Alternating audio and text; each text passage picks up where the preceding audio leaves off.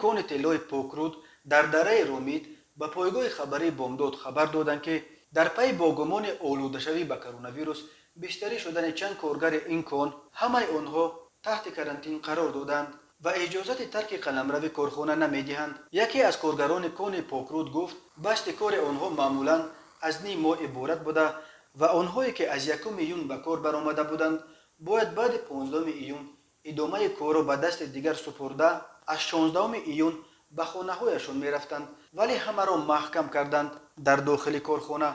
گفتند که اگر خانه به خانه برویم می توانیم منبع پنجشنبه ویروس شویم. سال گذشته هم بعد به کرونا ویروس گرفتار شدن چند کارگر همه را یگان 2 هفته کرانتین کرده بودند در کان پوکرود. گفت هم صحبت بامداد ماموریت کان طلای پوکرود این خبر را هنوز رسما شرح نداده است.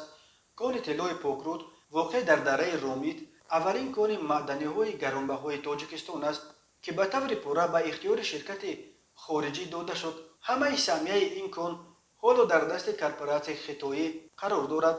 ذخیره طلای خالص در کان پوکرود بنا به حسابهای اداره گیولوژی تاجیک بیش از 100 تن را تشکیل می‌دهد. حالا اکثر کانهای طلای تاجیکستان در دست شرکت‌های خطایی قرار دارند. خبر کرانتین شدن کارگران کان طلای پوکرود در حالی است که چند هفته باز از تاجیکستان خبرهای پرتعلقه درباره آمدن موج نو کرونا ویروس به این کشور به دست می‌رسد.